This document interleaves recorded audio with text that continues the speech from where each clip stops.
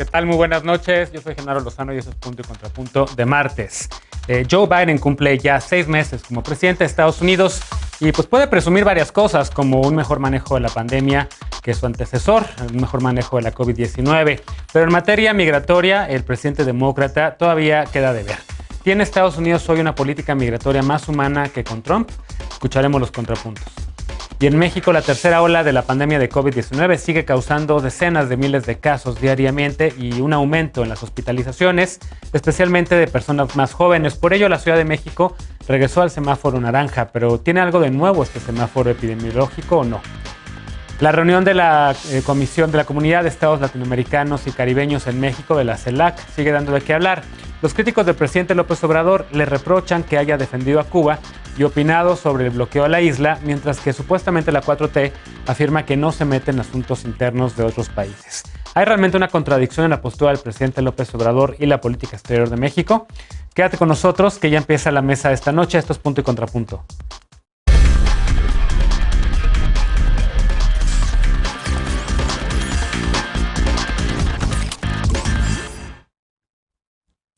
Ya pasó un semestre, 6 meses de la presidencia de Joe Biden en Estados Unidos y la población migrante pues no ve avances claros.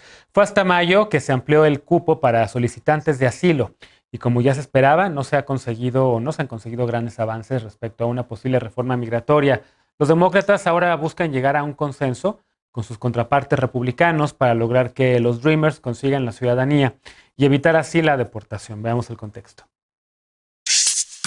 El presidente de Estados Unidos, Joe Biden, dijo que es necesaria una vía para que las y los Dreamers puedan obtener la ciudadanía. Hace 10 días, un juez de Texas declaró ilegal el programa de acción diferida DACA y ordenó que se suspendieran nuevas solicitudes, decisión que Biden consideró decepcionante. Actualmente, unos 650,000 jóvenes llegados a Estados Unidos en la infancia y sin documentos de residencia legal, conocidos como Dreamers o soñadores, están protegidos de la deportación y tienen un permiso temporal de trabajo gracias a DACA. Biden pidió nuevamente al Congreso aprobar la ley de la promesa y el sueño americano que les ofrecería un camino hacia la residencia permanente. Desde su primer día en la Casa Blanca, Biden firmó varias órdenes ejecutivas con las que detuvo la construcción del muro fronterizo, frenó la separación de familias migrantes y terminó con la prohibición de viajar a Estados Unidos desde países musulmanes. También canceló el protocolo de protección al migrante, mejor conocido como Quédate en México, que obligaba a los solicitantes de asilo a permanecer en nuestro país mientras recibían una respuesta. Biden también prometió aumentar el número de refugiados que pueden ingresar a Estados Unidos. En el último año fiscal de la administración Trump, el límite fue de 15,000, el más bajo de la historia. Biden lo mantuvo hasta mayo pasado, cuando anunció que subiría a 62,500. Otros temas siguen pendientes, como la promesa de una reforma migratoria o levantar las restricciones establecidas con el Título 42, emitido en marzo de 2020 y que permite detener y expulsar a personas sospechosas de padecer enfermedades transmisibles como la COVID-19. Punto y contrapunto. Noche de martes y jueves, y como cada martes y jueves, saludo a Estefanía Veloz, abogada y feminista. ¿Cómo estás, Estefanía? Buenas noches, compañeros, compañeres y compañeras. Alejandro Encinas, politólogo y con el corazón en la 4T. ¿Cómo estás? Hola, ¿qué tal? Qué gusto saludarlas. Aurora Espina, investigadora y militante del Partido Acción Nacional. Hola, buenas noches y un gusto estar con todos. Bienvenida a nueva cuenta. Y regresa también a la mesa José Ignacio Razo, columnista y empresario. ¿Cómo estás, José Ignacio? Hola, muy bien. Hola a todos y a todas. Un gusto estar de regreso. Bienvenido. A ver, Estefanía, ¿qué onda con Joe Biden y el tema migratorio? Porque ya lo decíamos en la introducción y también en la nota, sí hay cosas que puede celebrar este presidente. Evidentemente sí ha tenido un mucho mejor manejo de la pandemia, la vacunación está avanzando, muchos estados estaban ya también allá en semáforo verde, aunque ahora estamos viendo un aumento nuevamente de casos nuevos de COVID, pero los Centros de Control de Enfermedades, los CDC, allá lo han dicho muy claramente, es la gente que no se quiere vacunar, ¿no? Pero en el tema migratorio, ¿cómo lo ves? ¿Cómo evaluarías estos primeros 6 meses del presidente de Estados Unidos? Bueno, para mí hay dos cosas. La primera es el hecho de que se intente hacer una política de contraste y que esa política de contraste incluya acercarse a las problemáticas de América Latina y que Estados Unidos por fin asuma un papel de apoyo, como lo hizo en su momento, como lo propuso el presidente Manuel López Obrador, de apoyo regional, y que eso implica que la vicepresidenta tenga esta magnánima tarea de ir a visitar esos países y comprometerse activamente a beneficiarles y a limitar el intervencionismo de Estados Unidos en cuestión de armas, en cuestión de políticas, y creo que esa es una parte importante. La otra es la que se ha quedado corta, y creo que se ha quedado corta por dos cosas: la falta de voluntad política, incluyendo no solamente de los republicanos, sino de los demócratas, porque los demócratas que viven en la frontera y que hacen política en la frontera se están enfrentando con la cruda realidad de que las personas que van a votar por ellos o que pretenden votar por ellos en las próximas elecciones, que faltan un año o menos de un año, están exigiendo medidas muy duras para los migrantes que están en la frontera, y eso implica que sean estos mismos demócratas los que le exijan al presidente y le exijan al partido que no sean tan laxos en estas políticas. Y creo que al mismo tiempo eso se refleja en que a veces Joe Biden juega a ser buena onda y decir, a ver, congelen todas las deportaciones 100 días, pero después que nadie más ya pueda hacer Dreamer o DACA, y después vamos a acelerar todos los procesos en los que se supone que tiene que haber una audiencia para las familias migrantes para que se regresen a su país, porque eso es lo que está pasando. Ese es el gran problema ahora, la celeridad que se le está dando a los procesos judiciales migratorios de las familias que están en la frontera, que tienen mucho tiempo en la frontera, que no se les está escuchando, que no están pudiendo tener abogados o abogadas, y se les está regresando como van llegando, y al final pues es una también parte del mensaje que daba Kamala Harris: no vengan porque aquí no se les va a recibir. Yo veo esas dos cosas, o bueno, tres cosas que están liderando la opinión de Joe Biden de manera pública, porque luego está la otra, las iniciativas económicas que ha mandado Biden al Congreso, que yo creo que se van a congelar en el Senado, como la mayoría de las cosas que propuso Obama se congelaron en el Senado, aunque ahora tengan una mayoría distinta, y esa es una nueva política o una nueva iniciativa para que se aumenten los impuestos a los millonarios de Estados Unidos, que también lo había dicho Bernie Sanders hace mucho tiempo, y que de eso se pueda devenir un fomento económico para otros países en América Latina y para ayudar a los centros de migración que están en la frontera. Es una cuestión de voluntad política, no solamente del presidente, sino de su partido, que ya está viendo muy cerca las elecciones del próximo año, y yo creo que van a querer jugar a no ser tan laxos con las políticas migratorias. Bien. ¿Coincides con esta lectura, José Ignacio? ¿Cómo ves tú, cómo calificas a el presidente Biden y lo que ha ofrecido en materia migratoria? Y sobre todo el papel, ya lo decía Estefanía, la vicepresidenta Kamala Harris, a quien Biden prácticamente le endilgó el tema migratorio y el tema de la relación con los países de México y Centroamérica. Sí, yo creo que el tema migratorio se ha complicado más de lo que Biden y Kamala Harris esperaban.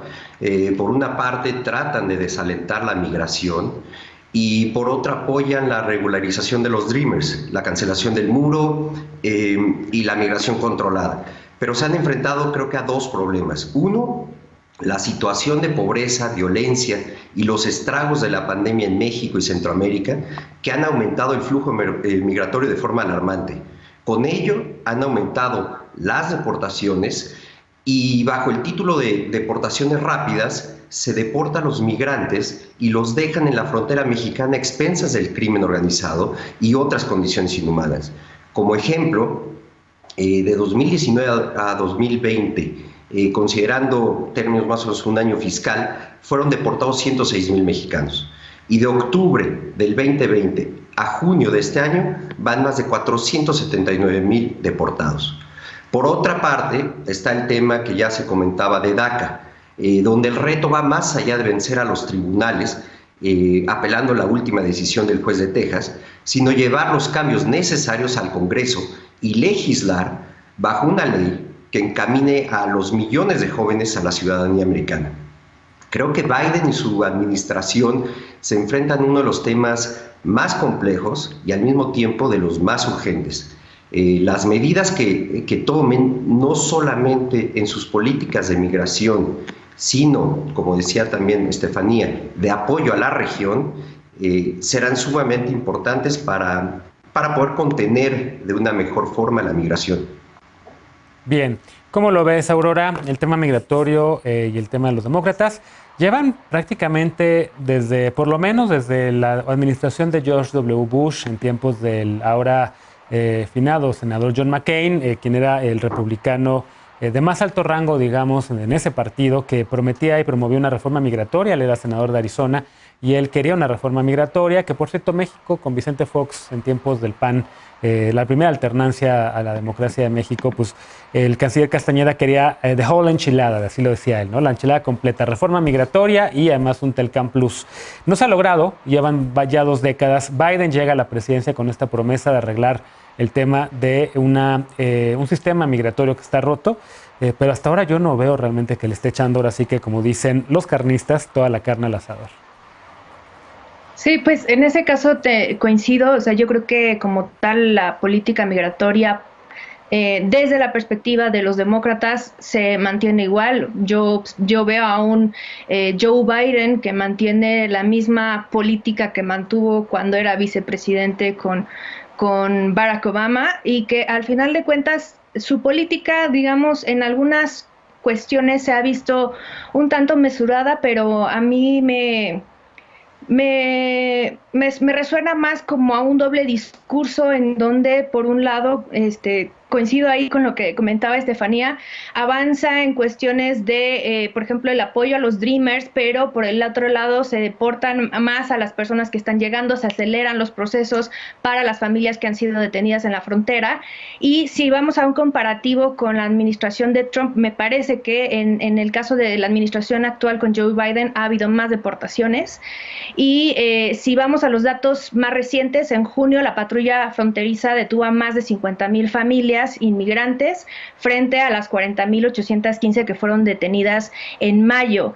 Y sí me parece que es necesario como poner ese acento porque se criticó mucho durante la administración de Donald Trump la existencia de estas cajas y estas jaulas en las que se ponía a los migrantes, a los niños, y ese tipo de medidas siguen estando ahí, siguen existiendo. El trato inhumano a los migrantes en la frontera sigue estando ahí, y por otro lado, pues también México dejó de ser el muro de Trump para pasar a ser el muro de Biden, y creo que en este caso pues no podemos hablar de transformación. Yo creo que lo valioso y lo que se rescataría en este caso de la propuesta de política migratoria de Joe Biden es el tratar de impulsar políticas que atiendan de raíz a la situación por la que estas personas tienen que salir de sus países de origen para atravesar la frontera y llegar a los Estados Unidos. Creo que eso sería lo rescatable y lo que tendríamos que ver cómo se sigue manejando, pero desde mi perspectiva no ha habido un cambio significativo en la política migratoria de Joe Biden, más bien dicho, un manejo de un doble discurso. ¿Coincides con esta lectura, Alejandro, manejo de doble discurso, o hay un mejor entendimiento en este tema entre el gobierno del presidente López Obrador con el demócrata que el que había con el republicano? ¿Ale? De la nueva administración. Por una parte, hay que comprender las bases sociales que está conformada, los valores que prevalecen en la sociedad norteamericana, los prejuicios, y decir que con el cambio de gobierno, pues Estados Unidos no va a dejar de ser Estados Unidos, y estas bases seguirán latentes y tienen influencia electoral, como venía diciendo Estefanía. De cualquier forma, yo creo que sí hay cambios, muchos para bien, muy también hay que reconocerlo. Creo que en la cápsula se mencionan en la mayoría los delitos, que su travesía ha sido realmente una pesadilla, efectivamente. El tema del tercer país seguro, el Remain in Mexico, lo derogado, es una excelente noticia. Pero también creo que hay un cambio importante, y es que mitigó los excesos de la política de Donald Trump, pero sobre todo los excesos discursivos. Y aquí también hay que reconocer que no necesariamente los demócratas con este discurso cambian sus políticas, por ejemplo, de deportación o de reforzar la presencia de fuerzas de la seguridad en las fronteras. Y hemos visto cómo algunos gobiernos con un discurso más derechos humanos y más promigrante han llegado a deportar, como el de Obama, más personas de México y de Centroamérica que la administración con un discurso xenofóbico como el de Donald Trump. Esperemos que esto no se repita en esta nueva administración, aunque ya hay algunas señales de que así va a ser. Pero claro que no hemos entrado al tema de fondo, que es cómo hacemos una migración ordenada, segura y sobre todo basada en derechos humanos, y en el reconocimiento de que quien más requiere de esta migración pues es el país de destino. Si Estados Unidos quiere seguir compitiendo económicamente en contra de potencias emergentes crecen en tasas aceleradas como China, en definitiva no se basta con su propia población, y hay un envejecimiento poblacional y requiere de la fuerza laboral de los gigantes si quiere seguir creciendo o acelerar su crecimiento y no ser devorado por estas economías. Entonces, me parece que partir de este reconocimiento, su economía es indispensable la fuerza migratoria, y requerimos entonces pensar regionalmente en programas de migración ordenada, segura, visas temporales de trabajo, etcétera. Creo que es conveniente sí para Estados Unidos, pero también para los países de los cuales provienen los migrantes, como es el caso de México. Bien, se acabó el tiempo del bloque, pero si alguien quiere contestar, le doy 30 segundos, rapidísimo, algún comentario final, si no nos vamos al siguiente tema. Bueno, vamos a ver, José Ignacio, rapidísimo. Sí, que es nada más un dato rápido que me saltó a la vista cuando preparaba el programa, que en 6 meses crecieron las muertes de migrantes intentando cruzar a Estados Unidos en 30%. Sí, el tema está todavía que arde, y también yo sí coincido un poco con Aurora en el sentido de que poco ha pasado y los demócratas siguen debiendo mucho en este tema, que Joe Biden y Barack Obama también incluso desde su primera presidencia, desde el 2008, había prometido una reforma en ese sentido. Hacemos una pausa y al regresar, ayer entró en vigor el nuevo semáforo de riesgo epidémico en México, que ya no contempla el cierre total de actividades, esto pese a la tercera ola de contagios que estamos viviendo ahorita. La vacuna y la sana distancia son medidas suficientes. ¿Qué pasa con las poblaciones más jóvenes que pues están en los bares, que están sin cubrebocas y que son las que están ahorita en estos momentos teniendo la mayor incidencia de casos de COVID? Volvemos con este tema punto y contrapunto, no te vayas.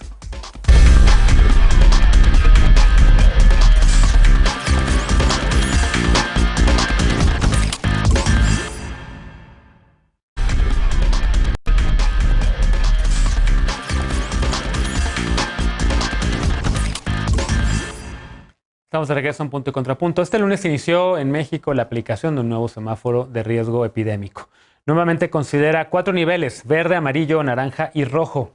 Y no habrá un nuevo confinamiento, ni siquiera en caso de semáforo rojo. Según el acuerdo publicado hoy en el Diario Oficial de la Federación, con la nueva metodología, las personas vacunadas ya no serán consideradas población en situación de vulnerabilidad. Así que ya no habrá cierres, y el presidente López Obrador dijo que se reabrirán las escuelas, llueve o truene. Veamos el contexto.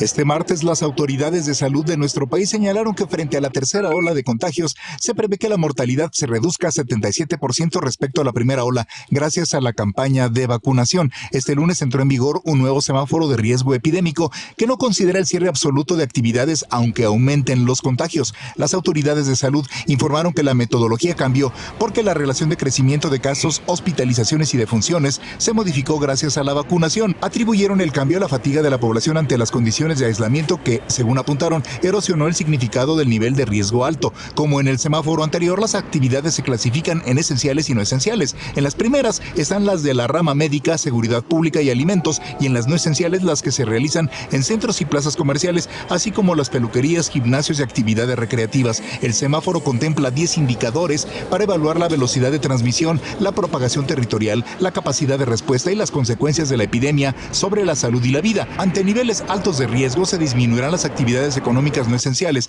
Cada entidad deberá presentar su plan de implementación, seguimiento y vigilancia a las actividades socioeconómicas de acuerdo con su nivel de riesgo epidémico. En semáforo rojo, el aforo en espacios cerrados se topará en el 30% y las actividades esenciales se reducirán al 50%. Solo Aguascalientes, Chiapas y Coahuila están en verde. Otras 15 entidades están en amarillo, 13 en naranja y Sinaloa en rojo. Punto y contrapunto.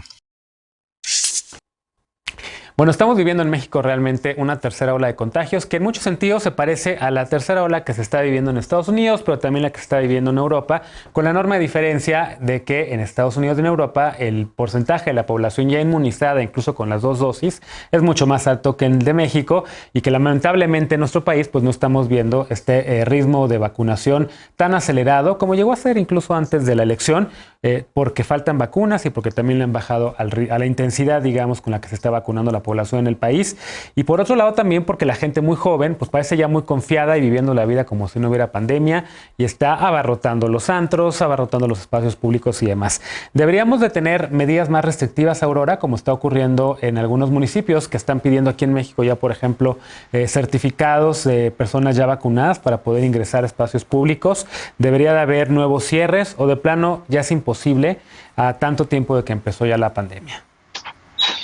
Pues creo que se tiene que tomar en consideración el tema de que muchas de estas medidas tienen que ver con la cuestión económica que ha afectado gravemente a todos como consecuencia de la pandemia, y es entendible que se quieran tomar estas medidas para evitar que se recrudezca todavía más este problema económico en el que nos encontramos como consecuencia de la pandemia, pero es necesario hacer frente a una tercera ola de esta pandemia que al final de cuentas viene recrudecida, que está afectando a personas jóvenes y a niños, y al final de cuentas lo que se necesitaría hacer es pues reforzar la labor de vacunación, que vamos en un 20% de personas que tienen, digamos, la vacunación completa en nuestro país, que me parece grave que estemos en esta etapa y apenas vayamos con el 20%, pero que tiene que ver con ese empecinamiento del gobierno federal de centralizar todo, de controlar todo y de evitar la participación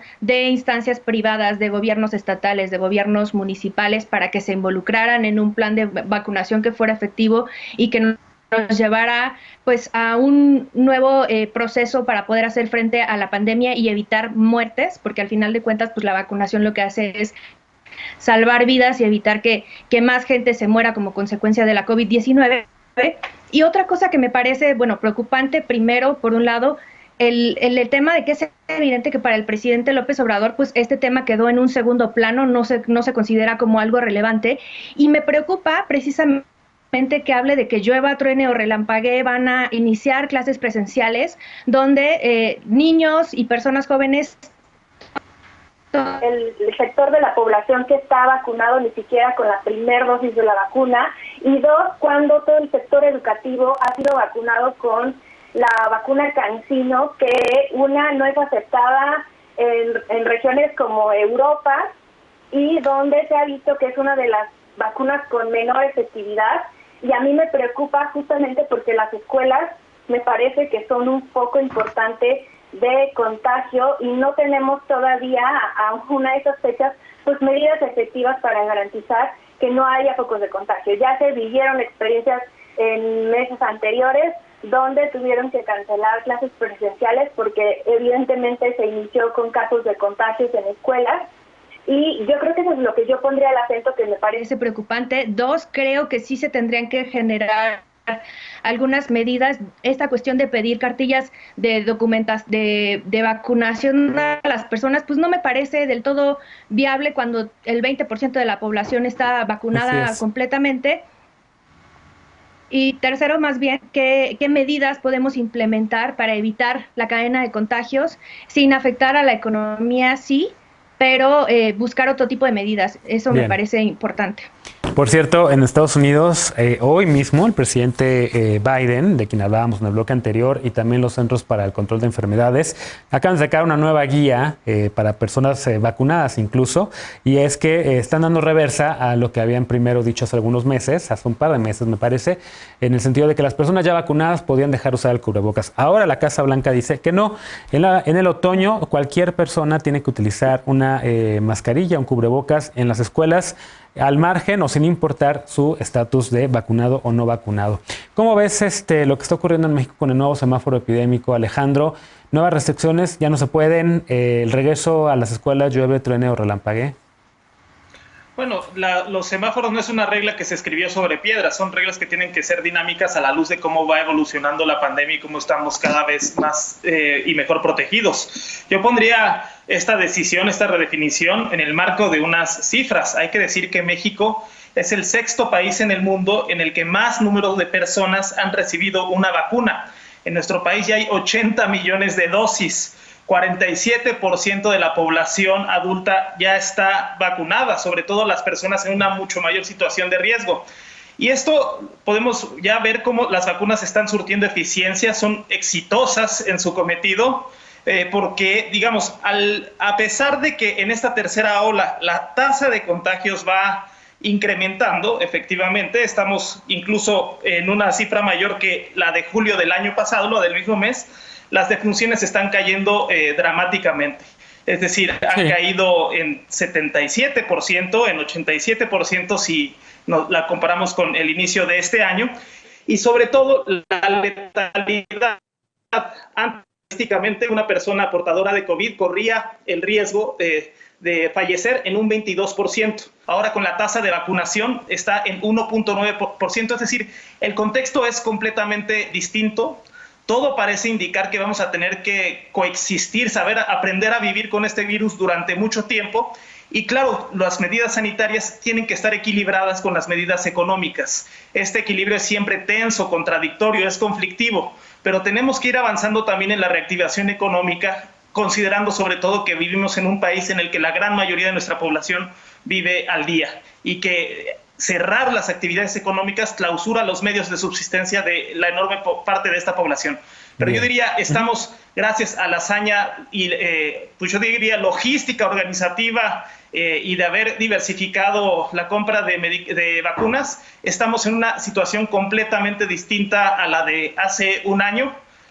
El virus seguirá entre nosotros, pero nosotros ya estamos mucho mejor protegidos. No tenemos el problema de Francia o de Estados Unidos, que hay movimientos antivacunas, justo paradójicamente la cuna de la ciencia y la ilustración. Aquí el porcentaje de gente que se niega a vacunarse es mínimo y eso es de celebrarse. Tenemos una muy buena cultura de vacunación, pero a los que se siguen resistiendo a vacunarse ya pasó su turno.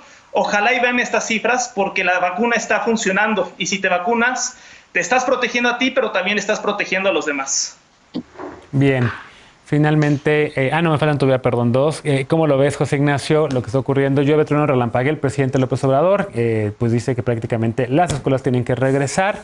Yo escucho muchas universidades todavía dudando de si el regreso será presencial, será híbrido, de si va a continuar de manera virtual. Incluso siento que todavía muchas universidades, sobre todo privadas, pues no han tomado la decisión ya definitiva, digamos, ¿no? Estamos todavía a la espera. Por lo menos en la Ibero, las clases empiezan la semana próxima y todavía no hay una claridad muy buena sobre si ya vamos a regresar a dar clases presencialmente o si será híbrido, porque en efecto estamos viendo que los contagios hoy de COVID están en las poblaciones justo de 18 a 35 años, en donde más se está presentando los casos y la incidencia. ¿Cómo lo ves? Para mí, además del semáforo, creo que lo importante está en los mensajes. La tercera ola está aquí, la variante Delta está aquí y las nuevas variantes seguirán mutando mientras los contagios aumenten. Me parece que detenerlas debe ser el objetivo.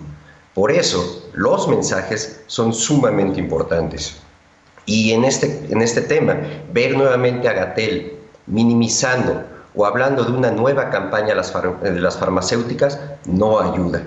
Por eso tampoco ayuda escuchar al presidente decir que a los adolescentes no les pega fuerte o que a él y su esposa, como ya están vacunados, no corren riesgo.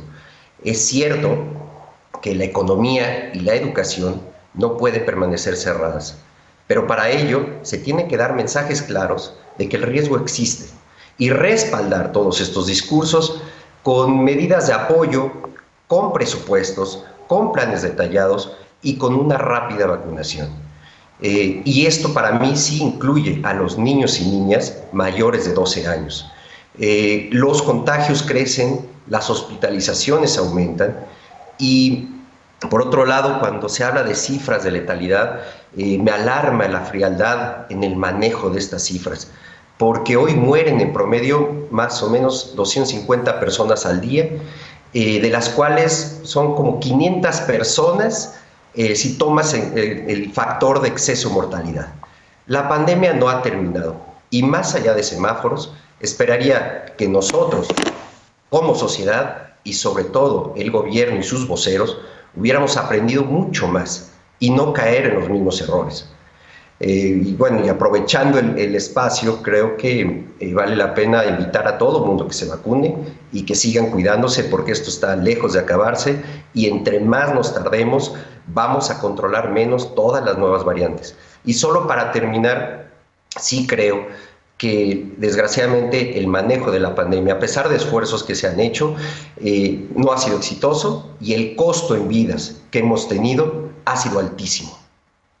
Bien, finalmente, Estefanía, ¿cómo ves tú lo que está ocurriendo? En efecto, se dio a conocer, el presidente incluso dijo que a lo mejor Beatriz Gutiérrez Müller se iba a enojar porque dio a conocer del contagio de su hijo menor, y en efecto están dándose datos de que también hay a niños y adolescentes a los que el virus les está pegando muy fuerte, están resultando en hospitalizaciones incluso, y lamentablemente me parece que ha habido hasta casos ya de niños de menores de edad que han lamentablemente fallecido por el virus de la COVID-19. Entonces, evidentemente, el llamado es a que todo el mundo tome precauciones, a que las niñas, los niños, los adolescentes sigan utilizando cubrebocas y la sana distancia, ya que en cuanto se pueda, en cuanto tengan oportunidad, se vacunen. Pero ¿cómo ves todo lo que acontece con respecto a esta nueva etapa del semáforo epidémico, Estefanía? Yo desconozco, lo primero que dice, supongo que debe haber un porcentaje, igual que el porcentaje que puede tener reacciones adversas y morirse por ponerse la vacuna, que también puede ser un porcentaje muy menor. Sin embargo, yo quiero aprovechar dos cosas. Una, para desmentir lo que decía mi compañero antes, Razo, respecto a la declaración que había hecho el presidente, que le parecía irresponsable. A mí me parece que al contrario, porque bien decía él que los mensajes importan, y un presidente que le pide a su población que se vacune y se pone como ejemplo a él y a su esposa, está tomándoselo en serio. Creo que lo han hecho muchos otros presidentes, y ese es el mensaje de haberse vacunado también en público. Yo no sé por qué eso le molesta, entiendo que todo le molesta en general de esta administración, pero tampoco se vale sacar de contexto. Y la otra es... Lo que se dijo de las farmacéuticas es algo que no solamente se está diciendo en México, se está diciendo en muchos otros lados. No hay evidencia científica, y lo han dicho muchos, se ha visto en muchas revistas científicas, que se tiene que poner una tercera dosis, que a los niños menores se les tiene que vacunar ahorita, cuando lo que se está haciendo es una contención de la pandemia con las edades que ya se había dicho antes, y que claro que lo único que estaban diciendo era, hay un probable intención de negocio por parte de las farmacéuticas, sí, pero esa no es sorpresa para nadie. Tú bien lo escribías en tu artículo de hoy, Genaro. Hay una intención de las farmacéuticas también, y eso se tiene que decir. Yo no sé cuál es el problema de eso. Después, yo he visto que fue muy aceptado esta nueva manera de abordar los colores del semáforo, aplaudidos por todas las personas, excepto por mi compañero que está en la mesa, porque ya vimos, y para él el manejo de la pandemia ha sido terrible, que no es sorpresa para nadie, ¿verdad? Bueno, pero... Solo a mí en México. Un mensaje que va junto con lo que ha hecho la Organización Internacional del Trabajo, que tiene que ver con apenas está recuperando a partir de junio en cuestión laboral México. Y eso implica no solamente la apertura de espacios de trabajo, de manufactura y tal, sino también este espacio para que los niños y las niñas puedan ir a la escuela, que se ha ido impulsando en muchos otros países. Tú decías lo de la universidad. Claro, es muy fácil, o debe ser menos difícil para una persona universitaria tomar clases en línea que para niños de 5, de 6, de 7 años, incluso de secundaria, y no es algo nuevo. Eso también creo que se ha dicho. Lo único que cambia en entre muchas otras cosas, sobre todo más técnicas, pero que a mí me llama la atención, es las restricciones que conlleva cada color. Y entonces hoy el color rojo ya no implica lo que implicaba antes, que era cerrar por completo todo, que no hubiera, que todo fuera confinado. Sí. No solamente afecta económicamente en ese sentido, sino también a una población que está francamente cansada y en esta incertidumbre, pero que además tiene una base importante, ya terminé, que es la cantidad de hospitalización. Cuando a la oposición ya no le valió contar la hospitalización, dejaron de hablar de hospitalización, y hoy estamos en un número bajo de hospitalización, y es por eso que se vuelve a cambiar el semáforo y lo que implican los colores, cosa aplaudida no solamente por personas afines a la 4T, sino por muchos otros. Bien, simplemente porque pediste datos, en México han fallecido 569 menores de edad de 18 por COVID-19, según datos del Secretariado Ejecutivo del Sistema Nacional de Protección Integral de Niñas, Niños y Adolescentes, SPINA, por COVID-19. De esos menores de 18 años han sido En total, tengo aquí también el dato de cuántos niños y cuántas niñas, pero bueno, son 569 menores, 256 mujeres, 313 hombres.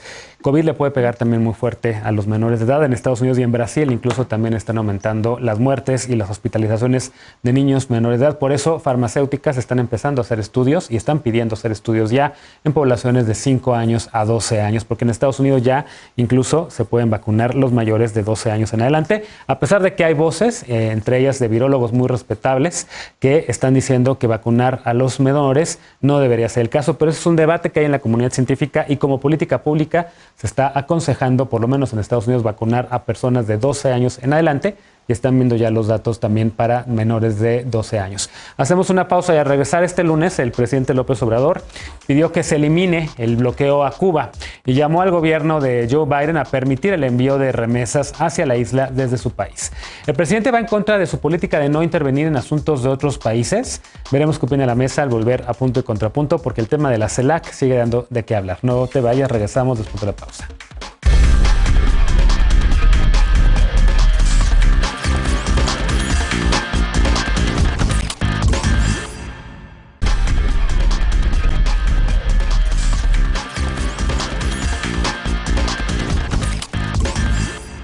Estamos de regreso en Punto y Contrapunto. El presidente López Obrador pidió al gobierno de Joe Biden tomar una decisión sobre el bloqueo económico a Cuba. Dijo que se deben separar las cuestiones políticas de los temas humanitarios y pidió a los países miembros de la ONU que han votado en contra del bloqueo actuar.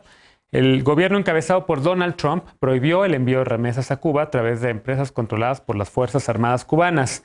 Además, Trump limitó a $1,000 trimestrales por persona la cantidad que se puede enviar a la isla desde Estados Unidos. El presidente Biden informó este fin de semana que su gobierno revisa la política de remesas para ayudar a que el dinero llegue directamente a la gente sin que el régimen interfiera. Pero hoy el presidente de México, contrario a su postura de no interferir u opinar sobre asuntos internos de otros países, ha pedido a Estados Unidos levantar el bloqueo. López Obrador dijo que hacía un llamado respetuoso para separar lo político de lo humanitario y calificó el bloqueo como una medida extrema, como una acción medieval, así lo dijo, y añadió que no tiene nada que ver con la fraternidad en los pueblos del mundo.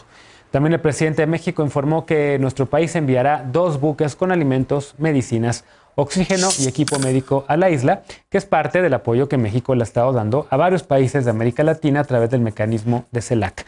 ¿Cómo ves este tema? Empiezo ahora contigo, Alejandro. La postura de México sobre Cuba, que ha ido cambiando en los últimos años, que causó también por ahí una columna muy, muy dura de Jesús Silva Herzog en el periódico Reforma, de que el presidente López Obrador, según Silva Herzog, pues prácticamente aplaudía una dictadura. Bueno, no, a ver, yo creo que aquí hay que revisitar la doctrina Estrada. Los conceptos no son tampoco inamovibles. Esta doctrina se publicó en 1930. No puede seguir juzgándose porque el mundo ha cambiado muchísimo. Hoy tenemos un mundo globalizado, un mundo interdependiente y cada vez más integrado. Entonces tenemos que pensar la doctrina Estrada en el marco de este siglo XXI y no del siglo pasado, y me parece que es perfectamente compatible la postura de México sobre Cuba con una doctrina Estrada revisitada, porque hay que separar qué sí se vale y qué no se vale en materia de relaciones internacionales y de relaciones con otros países. El multilateralismo, las organizaciones, por supuesto que se valen. La ayuda humanitaria, claro que se vale, como la que México ha entregado y Cuba nos ha enviado en infinitas ocasiones. La cooperación técnica, por supuesto que se vale. Los compromisos laborales, ambientales, en materia de derechos humanos, en firma de tratados comerciales, pues por supuesto que se vale y es perfectamente compatible con la doctrina Estrada, y a esto se ha abocado el gobierno de México en el tema de Cuba. ¿Qué es lo que no se vale y que hay que señalar? Pues las intervenciones militares, los bloqueos económicos, financiar actos de desestabilización disfrazados de asistencia técnica o de esta supuesta idea de que el imperialismo va a llevar la democracia a estos lugares. Efectivamente, creo que las relaciones internacionales hoy en día son mucho más complejas que el planteamiento en abstracto de la libre autodeterminación de los pueblos, y que México, en el caso de Cuba, sigue siendo consecuente en el entendido básico. que sean los cubanos y solamente los cubanos quienes decidan sobre su destino político, y ya que la Organización de los Estados Americanos, que parece más bien una correa de transmisión de las órdenes de la Casa Blanca, pues ya es un modelo que dio de sí, y tenemos que pensar en formas mucho más profundas e intensivas de integración en el continente. Bien, José Ignacio, ¿cómo viste el tema del presidente con Cuba y este llamado que hace a levantar el bloqueo? A ver, creo que tenemos que aprender a matizar las opiniones, a separar los temas y de alguna forma dejar de romantizar las viejas batallas. Estoy de acuerdo en que México, dentro de sus posibilidades, envíe apoyo humanitario a Cuba. Para mí me parece bien. También estoy de acuerdo en pronunciarnos en contra del embargo, porque yo definitivamente no apoyo embargos, bloqueos ni muros. Porque además creo que lo humanitario y la mejor estrategia para que Cuba se abra es quitar el embargo. Pero también estoy convencido de que Cuba tiene que democratizarse. Me parece que el modelo cubano ya pasó, yo creo que fracasó, y eso no significa que no existan aspectos rescatables, como fue la educación y la salud. Pero tampoco creo que señalar los abusos y las violaciones a derechos humanos quiere decir que se apoyen las sanciones implementadas por Estados Unidos. Hay que ser mesurados, porque la situación en Cuba está llena de matices, pero también de autoritarismo, de falta de libertades y de violaciones a los derechos humanos. Por eso me parece exagerado que el presidente se atreva a insinuar que la dictadura ha sido un acto heroico y que merece el premio de la dignidad. Hay que tener cuidado con no romantizar las ideas, sobre todo cuando los costos durante más de 60 años de dictadura tienen tantos claros y tantos oscuros. También me parece aventurado que el presidente enaltezca un régimen desgastado, que debe cambiar y que debe responder a las protestas legítimas de una población cubana que ya cambió, como decía Alejandro, que son otros tiempos. Esperemos que cambie y que cambie desde adentro y de forma pacífica. Bien, Aurora, Acción Nacional ha sido los que más, de manera más abierta y más activa, se han quejado por esta postura del gobierno mexicano, han criticado el hecho de que el presidente en su mensaje en el Castillo de Chapultepec, pues prácticamente dijera que Cuba se merece un aplauso por la dignidad que ha tenido frente a ser la única nación del hemisferio que ha resistido el imperialismo de Estados Unidos. ¿Cómo lo ves?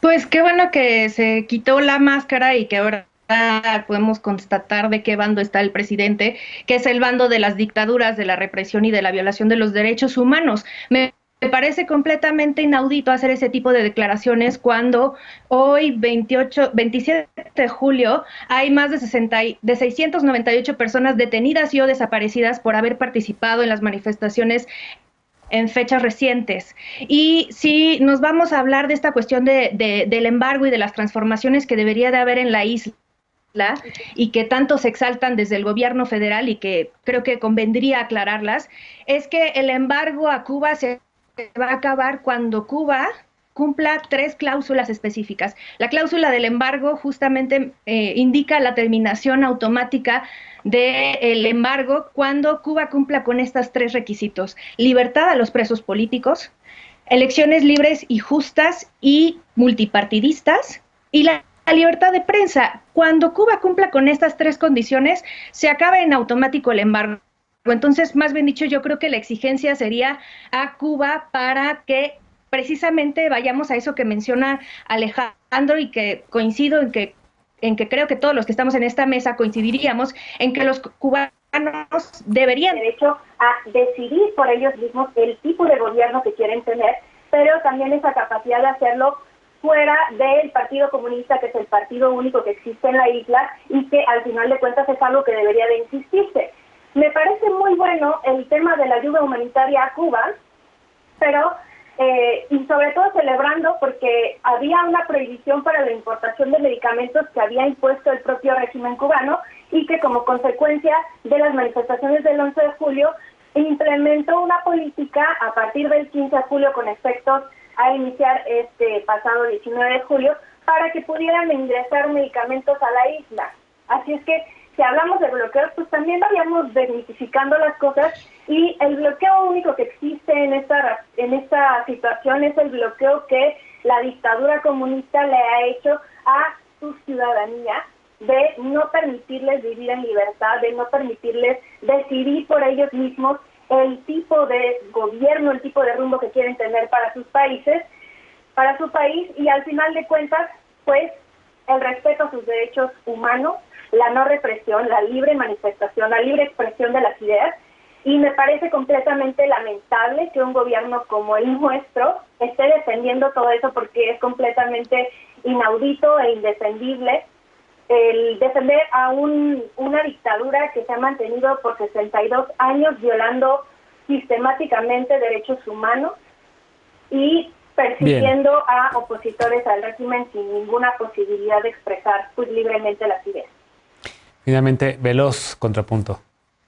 Mira, yo le creería a Aurora si no militara en el partido de Felipe Calderón, donde hubo más de 30,000 desaparecidos, donde hubo una violación sistemática de derechos humanos, y ni tú, ni tu partido, ni las organizaciones alrededor que estaban manifestándose afuera de Cuba dijeron nada. Métanse en la organización, Comisión de Derechos Humanos, creo que así se llama, ni una sola recomendación respecto a los desaparecidos y las violaciones de derechos humanos durante el sexenio de Felipe Calderón. El cinismo, la caradura del Partido Acción Nacional, de que vino aquí a aceptar o a decir o a negar que Yanine Áñez era una dictadora que había dado un golpe de Estado en Bolivia, que se la pasa mandando cartitas a la OEA que nadie lee, porque quiero decirle a Mariana Gómez del Campo, por favor, háganle llegar este mensaje. Almagro no lee sus cartas, aunque mande 10 al día, no las lee. Ese es el vínculo que tiene el Partido Acción Nacional, esa es su idea de la geopolítica interna, o sea, creo que esa es la idea que tiene el Partido Acción Nacional respecto a los derechos humanos también. Luego, el cinismo de hablar de libertades, todo lo que dijo hace rato Aurora, yo lo suscribo. Y entonces, ¿por qué está ella en un partido que prohíbe a las personas del mismo sexo casarse, que le prohíbe a las mujeres decidir sobre su propio cuerpo, que quiere imponer un modelo de familia, que está en contra de las identidades sexuales y a todo le llama ideología de género? Esas son las libertades de las que está hablando Aurora. A mí me parece hipocresía absoluta. Terminando este mensaje, voy al otro. Hablemos de la doctrina Estrada. Evidentemente la doctrina Estrada se tendría que transformar durante el tiempo, y creo que nada más implica una cosa: no tener la obligación como país o no ser un país que dice este sí es un gobierno legítimo y este no. Eso es simplemente la doctrina Estrada, que está en nuestro artículo 19 constitucional, que es el no intervencionismo, que se puede interpretar de muchísimas maneras. Eso es lo que aboca el presidente Andrés López Obrador. Yo no voy a decir si este es gobierno o no, porque a mí no me corresponde, porque esto desde el consenso de Washington hace que México haya estado supeditado siempre a las decisiones que ha tomado Estados Unidos, y por eso tenemos situaciones como el come si te vas. Desafortunado y lamentable momento histórico en México. También participa del expresidente Fox, también durante el gobierno panista. Entonces creo que esas cosas hay que decirlas para después venir a hablar y llenarse la boca de derechos humanos y de que están en contra de las dictaduras y tal, cosa que para mí no tiene sentido. Y esta manipulación que se está haciendo de, ay, qué bueno que el presidente se quitó la máscara porque ahora apoya a Cuba. Bueno, díganselo a 128 países que votaron en la ONU en contra del bloqueo. ¿Y la ONU entonces qué es? Una organización que apoya a la dictadura, una organización que trae una chamarra verde.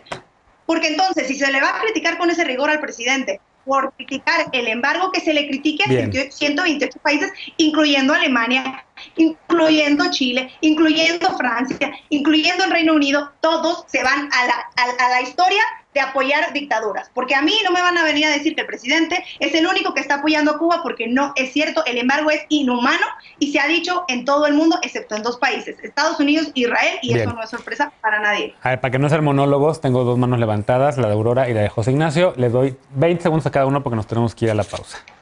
Aurora. A ver, rápido, tu presidente decía que Fidel Castro era el... La de América Latina, qué vergüenza, y pobre delegado de Mandela, primero. Segundo, el tema del embargo ya lo habíamos desmitificado en el programa anterior. Cuba tiene relaciones comerciales con 140 países y tiene más de 29 tratados comerciales con al menos 90 países más. Entonces, a ver, eso es como completamente desmitificarlo. Y bueno, qué pena que el único discurso que se pueda mantener para defender lo indefendible, que es una dictadura que tiene 698 personas desaparecidas y o detenidas por participar en las manifestaciones, antes sea, bueno, pues sí, pero es que Calderón y que es el PRI robó más, perdón. Vayámonos a los datos, no defendamos ni tratemos de defender lo indefendible con narrativas y con discursos de manual. Y rapidísimo también, José Ignacio, por favor, y al final le dejo la última palabra a Veloz. O sea, yo solo quiero aprovechar la oportunidad de esta discusión para invitar a todos a que no podemos seguir atacando sin escuchar. Si descartamos a priori la opinión de Aurora, no hay forma de encontrar consensos. Me parece que si queremos llegar a evolucionar en la vida política, primero hay que escuchar, y si lo que dijo Aurora ahora tuvo cierto grado de razón, vamos a entenderlo y no vamos a descartar a priori solo porque es del PAN. Entonces, me parece que si queremos construir, tenemos que aprender a escuchar. Y en este caso, lo dijo Aurora o lo dije yo, estamos en contra del embargo y estamos a favor de que mande López Obrador esta ayuda humanitaria. Bien. ¿Por qué descartar a priori? Ese sería mi punto. Aurora no está en contra 20 segundos del rapidísimo, Veloz. Aurora no está en contra del embargo. El que no escuchaste fuiste tú. ¿Ok? Creo que hay que dejar claro, tenemos llevando este debate mucho tiempo, no está diciendo lo que tú dijiste. Ahora, yo creo que sí vale la pena decir y poner límites morales, porque si viene Felipe Calderón mañana a hablar de desaparecidos y de violaciones a derechos humanos, hay que tener cara para decir esas cosas. Y creo que el Partido Acción Nacional no tiene cara para pronunciarse respecto a los derechos humanos. Eso fuera del que hay que llevarnos bien, hay que tener la calidad moral para opinar. Hay que tener la calidad moral para opinar. Ya nos tenemos que ir porque ya nos pasamos 3 minutos de bloque, pero solo un recordatorio a la mesa. Felipe Calderón está obsesionado con restablecer la relación diplomática con Cuba. Felipe Calderón también en varias ocasiones demostró una admiración por Fidel Castro e incluso tenía ganas de hacer una visita oficial a Cuba, que creo que no recuerdo si al final la logró hacer o no de su presidencia, pero estaba obsesionado con arreglar lo que Vicente Fox había desarreglado, que era la relación con ese país. Híjole, pero bueno, hacemos una pausa y al regresar la paparrucha de la noche, no te vayas.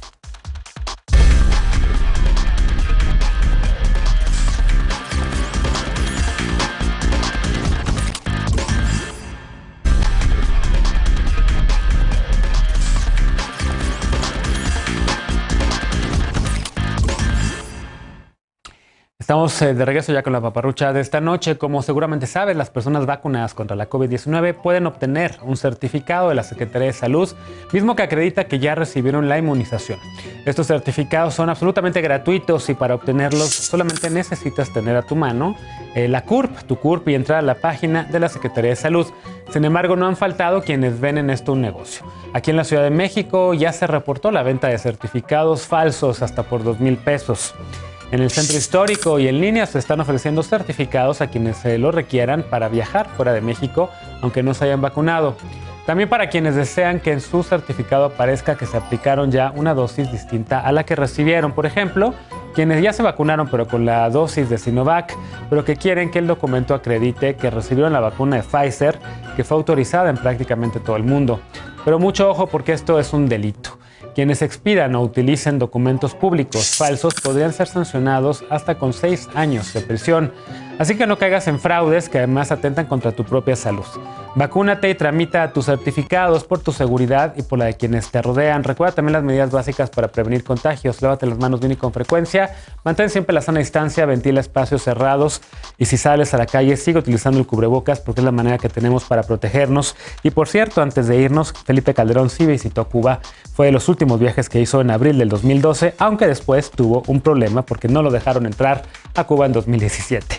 Gracias por habernos acompañado esta noche, Estefanía, gracias Aurora, gracias José Ignacio y gracias Alejandro. También síganse cuidando, nos vemos mañana en la mesa Punto y Contrapunto. Descansen, bonita noche.